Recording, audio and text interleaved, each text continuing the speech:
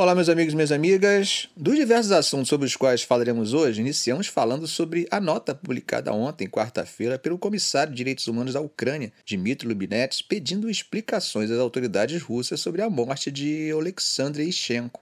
Ele era um membro da Brigada Azov, uma brigada que ficou famosa por diferentes razões. Uma por defender o porto de Mariupol durante 3 meses em 2022 e outra por ter entre seus membros alguns ultranacionalistas neo-na-pontim-pontim. Vocês devem lembrar dos vídeos quando os prisioneiros do Azov foram obrigados a tirar as camisas e ficaram expostas tatuagens de apologia a essa ideologia, defendida por aquele alemão que, não, na verdade era austríaco, baixinho de bigode.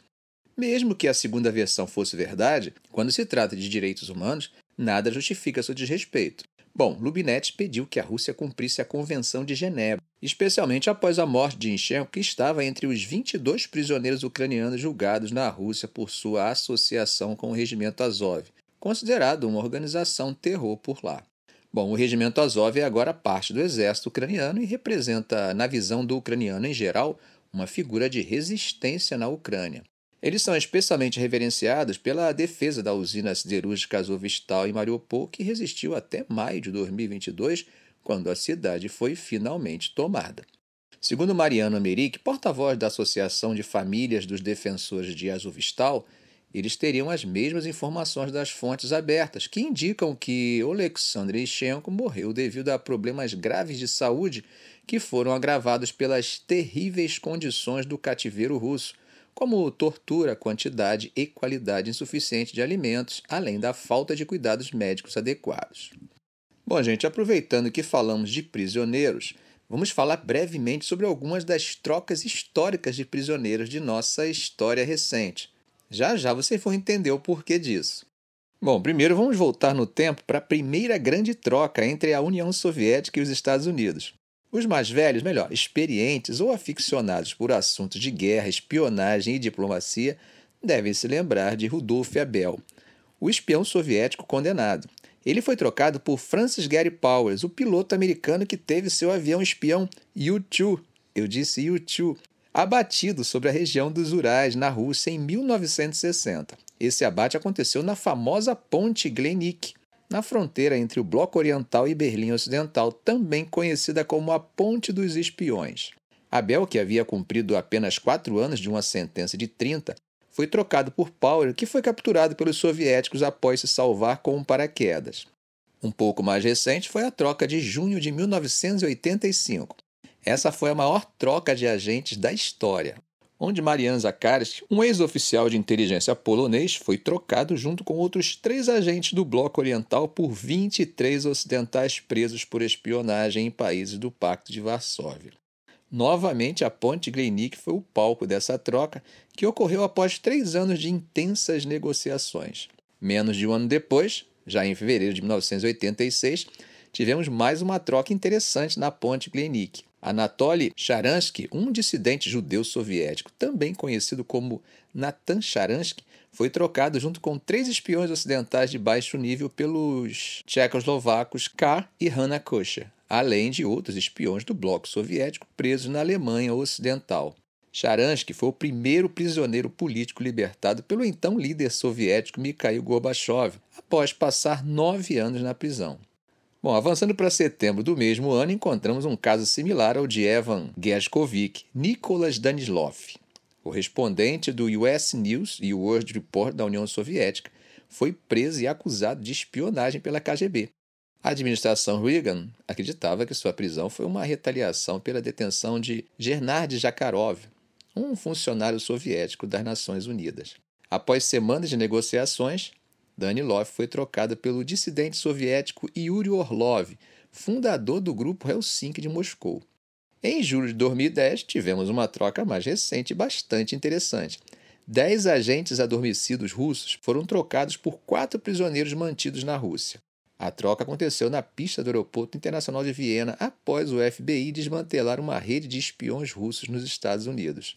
Um dos trocados foi Sergei Skripal, que posteriormente foi alvo de uma tentativa de assassinato por envenenamento em 2018. Mais recentemente, em abril de 2022, tivemos a libertação de Trevor Reed, um veterano da Marinha dos Estados Unidos preso na Rússia em 2019. Ele foi trocado por Konstantin Hiroshenko, um piloto russo preso nos Estados Unidos por tráfico de drogas. A próxima agora eu sei que vocês lembram. Em dezembro de 2022, a estrela do basquete Brittney Griner foi trocada pelo traficante de armas russo Viktor Bout. A troca aconteceu em Abu Dhabi em meio ao agravamento das relações entre Moscou e Washington devido à guerra na Ucrânia. No entanto, outros americanos como Paul Whelan e Mark Fogel ainda permanecem presos na Rússia. Bom, mas por que eu falei disso? Bom, gente, eu falei disso para contar para vocês que as autoridades de inteligência turcas informaram que estão coordenando uma troca de prisioneiros que promete ser um grande acordo entre Rússia e Bielorrússia de um lado e Estados Unidos, Alemanha e Eslovênia do outro. A Agência Nacional de Inteligência da Turquia, a MIT, declarou que essa operação de troca de prisioneiros vai ocorrer sob a coordenação deles e que eles assumiram um papel importante de mediação. Segundo a agência, essa será a troca mais abrangente do período recente. Entretanto, nem o Kremlin nem a Casa Branca quiseram comentar sobre a possível troca. Agora, para dar uma ideia da movimentação, o site de rastreamento de voos mostrou que um avião especial do governo russo, já usado anteriormente para uma troca de prisioneiros com os Estados Unidos, voou de Moscou para Kaliningrado, um enclave russo que faz fronteira com a Polônia e a Lituânia, antes de retornar a Moscou. Mas tem mais pistas. Além disso, um jornalista avistou um avião do governo russo na capital turca, Ankara. Isso certamente indica que algo importante está acontecendo.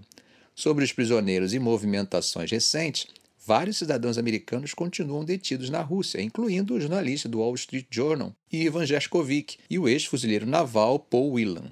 Vladimir Karamurza, um dissidente russo-britânico, também desapareceu de vista recentemente, isso conforme informaram seus advogados. Além disso, nos últimos dias, pelo menos 7 dissidentes russos foram transferidos inesperadamente de suas prisões. Isso inclui figuras como o político de oposição Ilie Yashin e o ativista de direitos humanos Oleg Orlov. Um ponto interessante é que um advogado de Alexander Vinnik, um russo detido nos Estados Unidos, se recusou a confirmar o paradeiro de seu cliente, sugerindo que algo está em andamento. A agência de notícias RIA relatou que 4 cidadãos russos presos nos Estados Unidos desapareceram de um banco de dados de prisioneiros operados pelo Bureau Federal de Prisões dos Estados Unidos. Entre eles estão Alexander Vinnik, Maxim Marchenko, Vadim Konoshenok e Vladislav Kryushin. Entre aqueles que a Rússia quer de volta está Vadim Klazikov, um russo cumprindo pena de prisão perpétua na Alemanha por assassinar um dissidente checheno-georgiano que estava exilado. Voltando para o conflito, os ataques de drones contra a Ucrânia continuam, apesar de a Força Aérea Ucraniana dizer que está interceptando todos os drones russos. O problema é interceptar os destroços. Hoje, quinta-feira, eles afirmaram ter repelido um ataque russo com drones na região fora de Kiev. No entanto, os destroços feriram 2 pessoas, incluindo um ex-parlamentar russo que é crítico do Kremlin e sua esposa. Ilia Ponomaryov, que vive na Ucrânia e possui cidadania ucraniana, escreveu que quinta-feira parecia seu 2º aniversário e prometeu dar mais detalhes posteriormente. Segundo a agência de notícia Ukrainska Pravda, fontes disseram que fragmentos de drones danificaram sua casa, ferindo ele e sua esposa. O site de notícias Obozrevatel publicou uma foto de Ponomaryov olhando para uma câmera com o rosto e a parte superior do tórax coberto de sangue. Mudando de assunto, Bruxelas pediu à Hungria e à Eslováquia que reduzam a dependência do petróleo russo e busquem fontes alternativas. Isso aconteceu após a reclamação de que a Ucrânia estava bloqueando os suprimentos da Rússia. Em uma carta, o comissário de comércio da União Europeia, Valdis Dombrovskis, destacou que a diversificação dos combustíveis fósseis russos deve ser ativamente buscada. Ele está sugerindo que a Hungria e a Eslováquia utilizem um oleoduto existente que transporta petróleo da Croácia, conhecido como Oleoduto Janaf-Adriático. A situação começou a se complicar quando os governos húngaros e eslovacos solicitaram a intervenção da Comissão Europeia na disputa com a Ucrânia. Isso depois que Kiev sancionou a empresa energética russa Lukoil.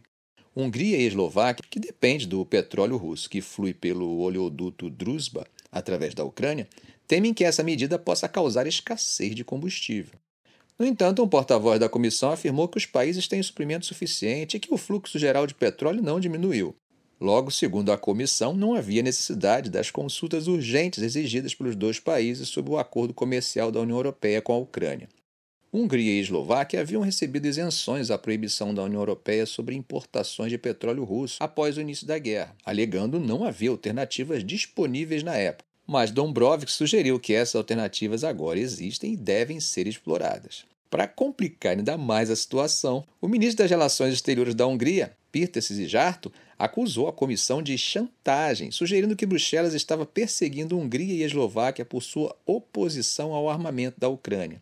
Szijjártó até insinuou que talvez tenham sido Bruxelas, não Kiev, que inventou toda a situação, que quis chantagear dois países pró-paz que rejeitam transferência de armas. Como vocês sabem, as relações entre a Hungria e Bruxelas acabaram se deteriorando ainda mais após Budapeste assumir a presidência rotativa da União Europeia. O primeiro-ministro húngaro, Viktor Orbán, visitou o presidente russo, Vladimir Putin, em Moscou com o objetivo de negociar a paz na Ucrânia, o que acabou provocando indignação de outros líderes da União Europeia. Eles afirmaram que Orbán não os representava. Além disso, a comissão está retendo bilhões de euros em fundos da União Europeia para a Hungria, devido a preocupações com o Estado de Direito. Mas, do outro lado, Orbán também está impedindo que outros Estados-membros sejam reembolsados pela União Europeia por algumas das armas enviadas à Ucrânia. Já a Eslováquia, que recentemente teve uma mudança de governo, com o aliado de Orbán, Robert Fico, tornando-se primeiro-ministro, ameaçou tomar medidas contra a Ucrânia. No entanto, até agora, os eslovacos não comentaram oficialmente sobre a situação, enquanto um porta-voz do governo húngaro não respondeu a pedidos de comentários. Bom, gente, em tempos de polarização, até mesmo aquelas ações diplomáticas mais básicas entre estados são percebidas como ações absurdas.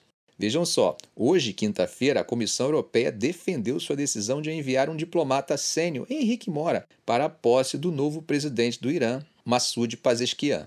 Mora, que é o secretário-geral adjunto do Serviço Europeu para a Ação Externa, viajou a Teherã para representar a União Europeia na cerimônia. Essa decisão provocou reações negativas de vários membros do Parlamento Europeu que viram isso como uma contradição com os valores fundamentais do bloco.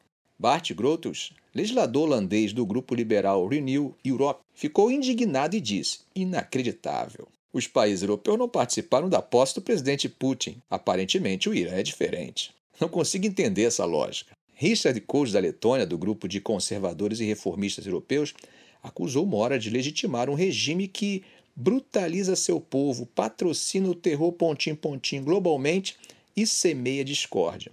Hannah Newman, eurodeputada dos Verdes e crítica do regime iraniano, também criticou a situação.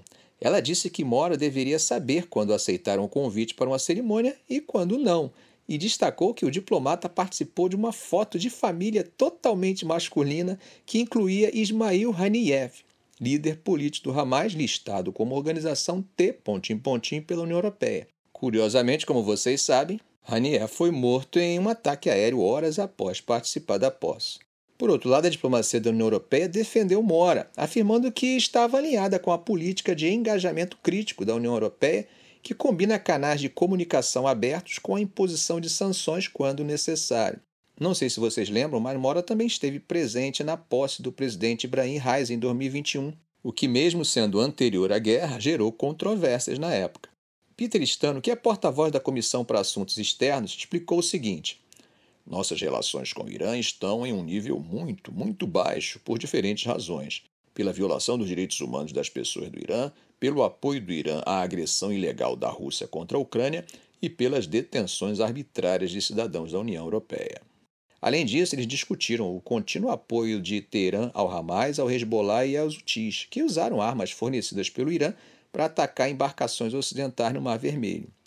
A União Europeia tem atuado como facilitadora do Plano de Ação Conjunta Global, o acordo para limitar o desenvolvimento do programa nuclear do Irã. Esse acordo é muito valorizado em Bruxelas, mas está em um estado moribundo desde que os Estados Unidos se retiraram em 2018. Henrique Mora tem sido o principal representante da União Europeia nas negociações para reviver o acordo. Após sua visita a Teherã, Mora compartilhou uma foto com Abbas Aragash, um diplomata iraniano que estava envolvido no acordo nuclear. Isso indica um desejo de continuar o diálogo. Ficamos por aqui. Se esse vídeo foi útil a você, faça um comentário, compartilhe em suas redes sociais, dê um like. E é claro, se ainda não for inscrito, inscreva-se no canal e ative o sininho para não perder os próximos vídeos. Ok, gente? Um grande abraço do professor Arão Alves.